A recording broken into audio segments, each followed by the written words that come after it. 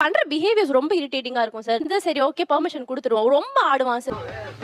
Me going man. அப்படியே phone பண்ணி ஏன் மச்சான் அது அப்படின்னு ஃபோன்லாம் பேசும்போது நான் இங்க அவ்வளவு ஸ்ட்ரெஸ்ஸா உட்கார்ந்துட்டு பண்ணி அவன் கஷ்டம் அவனுக்கு தெரியும். போறவன் கம்முன்னு போயிட்டு அங்க போய் என்ஜாய் பண்ணுவான். இங்க இருந்து மலப்பறைய போட ஆரம்பிச்சிருவான்.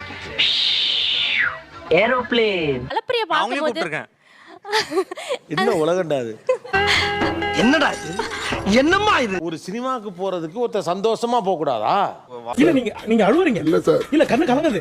அழுவல சார். இல்ல சார் எனக்கு அவர் காஃபி போட்டு கொடுத்தா மட்டும் தான் பிடிக்கும். நான் அவர் காஃபி குடிச்சா போட்டா மட்டும் தான் குடிப்பேன். என்னடா சொல்ற? ஆமாண்ணே. காஃபி போட்டு சீக்கிரம் வந்துருங்க சார். 9-10 மணிக்கு வருவார் சார். அது வரைக்கும் அடே பேயில போமா.